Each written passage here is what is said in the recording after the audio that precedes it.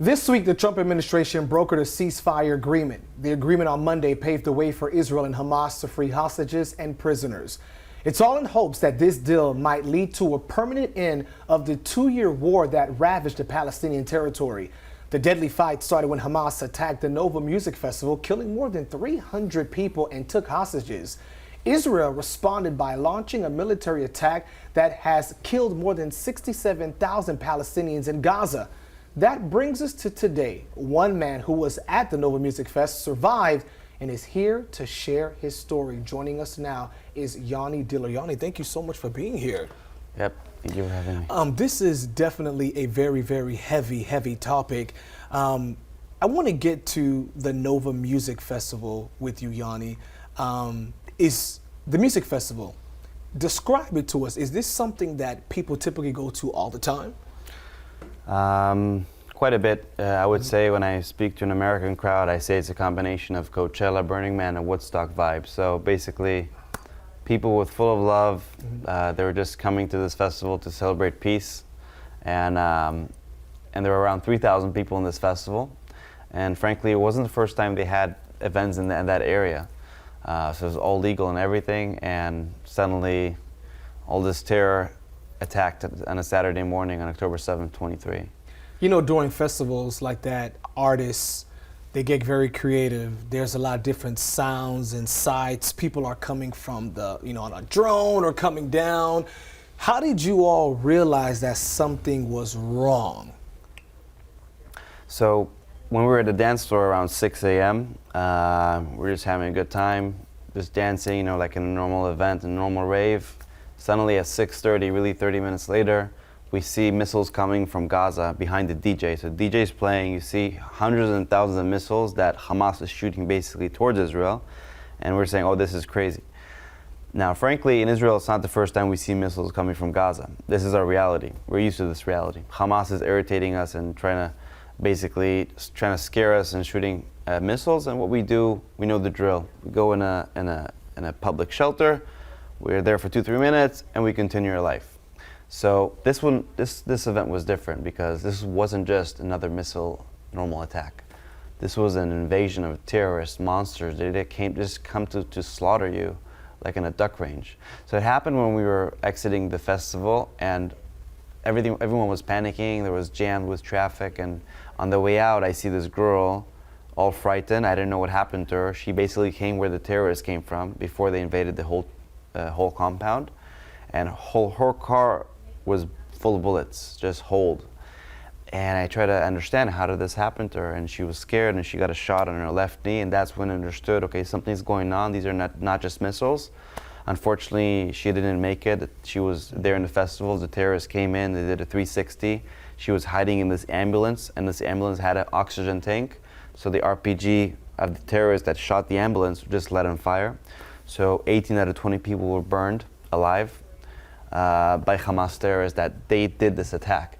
So Shani did not survive it, but I'm thankful to her because she kind of saved my life. How did she save your life? Because she came from the direction where the terrorists were coming from. And if I didn't see her, I would have gone that direction. The thing is, she was one of the first ones to leave the festival. She encountered terrorists, her and her friends.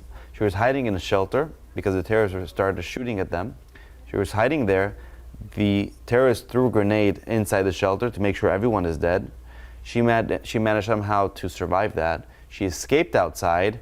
She ran to her car and drove back to the festival, where she had the choice to also continue driving the other way. But she decided to come back to the festival and warn all of us that terrorists are on their way and are going to kill everyone. And you should go the other direction. So that's how much of a hero she is. And this is a shirt for her memory. For her memory, okay, gotcha. Don't mind me showing you. Mm-hmm. October 7th, you can see Shani Gabay, that's her name. Wow, yeah, we see her, wow. So I owe her big gratitude, and she deserves all the respect. And absolutely. I really think that I'm here because of her. Speaking of you being here, how did you escape from that horrific event? How did you leave the festival? I mean, were you walking? Were you running? Did you get into a car? It's a bit of a long story, but just to cut it long story short, when we were going on the way out, we saw people. Imagine this is in the middle of the desert.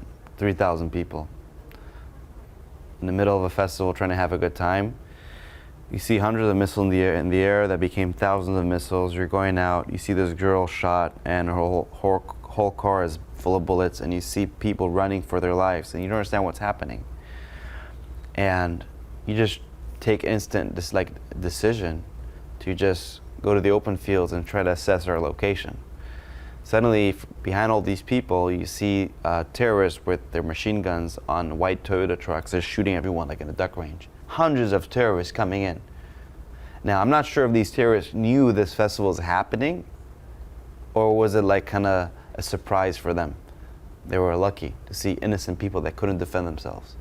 So the fact that I saw these people running from this terrorist, and I saw that only for 2 seconds. If you were too curious to see that, you would be dead on the spot. So I was lucky to have this. There was this valley where we were hiding, with trees and bushes. We were just hiding there, me and the other ravers, and just putting our head down. And at some point, the terrorists, when they came closer, they started shooting everywhere. So bullets were flying on top of my head, next to my ears, and we're just crawling ourselves out to escape that and go the other direction. I didn't know where to go, but I knew I'm not going to go where the missiles are coming from. I'm not going to go where I hear the fire. So we went towards this village called Patish. So we were walking that direction. I opened my phone. I see all the location next to me, like villages. Apparently most of these villages got invaded by terrorists, but this one village that I noticed, which I did not know this village before. Patish, you said. That's Patish, P-A-T-I-S-H, small village, and we started walking that direction. Eventually we were walking for like nearly 5 hours with no food, no water, in the desert with no help. After the attack, so you're walking about 5 hours. 5 hours escaping the attack. Escape, wow. And behind us we see all this smoke of like white smoke and black smoke, like World War III, you know, from the Nova Festival, because they were burning cars and they're shooting everyone they saw there. They're raping women and men. Hamas. They've done things that ISIS didn't do. And that's the monsters we have on the other side. Wow. And, so you get to this village, you all finally get help. At this point, are you processing what just happened? Or are you still like on some type of adrenaline trying to save yourself? Right now I'm just focused on just surviving and saving myself. Eventually, I've survived it. I was in the right place in the right time, but there are people that weren't lucky. So I'm here to share their voice, and I've lost 5 of my good friends. They didn't make it. But I've heard terrible stories because it wasn't just me, it was other people as well. So you hear people that I met a girl that she told me that she saw her friends being raped in front of her, and she couldn't do anything to save her friend, because if she did, she would be exposed and they would do the same thing to her. So she was just busy in saving her own life, and just people being killed and left and right. This is like the worst massacre since the Holocaust, and people keep forgetting that. October 7th, it happened because they invaded us and they did all these monstrous things, Hamas. And that's what they're actually doing to their own people in Gaza, the Palestinians. They're doing it, and they're doing the genocide over there. That's what people should know, and they keep forgetting. So my mission is to combat misinformation, because I've seen people that keep forgetting that this is what happened. So you're on a mission now. So obviously you shared your story with a lot of people. You go to college campuses, you go around and you're sharing. What are you hoping to get or to let the audience know? I've spoken to all these campuses like Harvard, Yale, Princeton, MIT, and I've seen all these riots. They claim it's for Gaza, and they claim they're not anti-Semitic. But if they weren't anti-Semitic, all right, if there was so much about anti-Zionism, where were they when 500,000 Sudanese were dying, when 500,000 Syrians were dying? It's not about just Israel. It's about the whole Western world. They're burning American flags, these riots. And I try to have a conversation with them. And they don't want to have a conversation. They don't want to even have a dialogue. It just shows they hate us, or Jews, Israel, it doesn't matter. They hate themselves more than what they love themselves. And that's the reality. And we should be worried about that, because these can be the future leaders. In fact, the next leader of New York, next mayor of New York, Abdani, he's going to be the next mayor. The guy supports Hamas. He's running for the mayor of New York. He's running for the mayor. There's a good chance he's going to be the mayor. And you know what? A lot of people are leaving New York because they know the guy is crazy, and he supports terror. Wow. So you get to this point right here now, and so you are sharing your story. You're going to be here tonight in Columbia, West Columbia, at the Riverstone. Doors open at 5:30, but it begins at 6 o'clock. What do you really want people to know about your visit tonight? I just want people to listen and understand. I want people to be informed from someone who witnessed a terror attack and a massacre. My mission is not to make people sad or just show me empathy. I just want people to understand this is what happened from my point of view, and everyone deserves to know this story, not just from social media or from the news, hear from someone who survived it. And I think that has a lot of meaning. And they can share these stories, and they can keep they can keep being supportive. They can show solidarity, and maybe I can show that. And it's very important on what's happening right now in the ceasefire, where our hostages are back and we're super happy, but there's still 24 dead soldiers from our side in Gaza that Hamas is not releasing back, meaning they're breaking their promise in the deal, and these soldiers should be buried respectfully in Israel. And that's the reality we're actually facing right now. So this is for the return of the hostages. When I say hostages, I mean also the ones that are not alive, including the soldiers. And hopefully they can be back as soon as possible. And I think the word peace is not the perfect word. I think in normalization. We're getting into normalization. What do you mean normalization? Normalization is when Hamas is not in power. The terror group that did October 7th, when they're not in power, they're not going to kill their own people. You can see also now they're killing their own people on the streets, the opposition, because they want to be in power. They're the ones that kidnapped our people.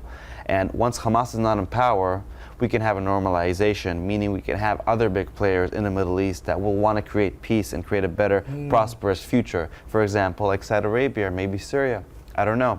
I'm not an expert, but I know that there is a potential to have a normalization. Maybe after normalization we can talk about peace, but not when there is this terror and there's Hamas, and they teach their kids before they walk and talk how to hate, how to murder, how to be martyrs.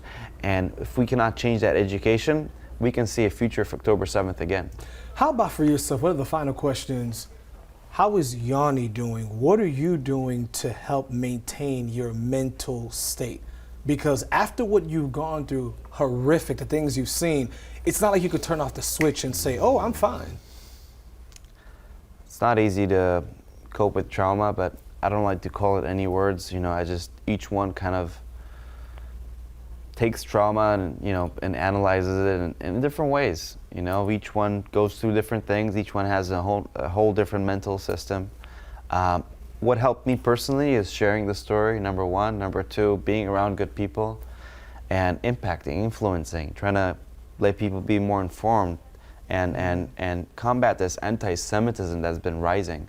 And this meaning, also reading the Viktor Frankl book, Man's Search for Meaning, talking about logotherapy, the guy who went through the Holocaust and the concentration camps, talks about how logotherapy, the fact that you have meaning in life, saves you mentally, physically, and can create a better well-being. So that's something that really saved me inside. So Yanni, as we're ending, how can people get in contact with you?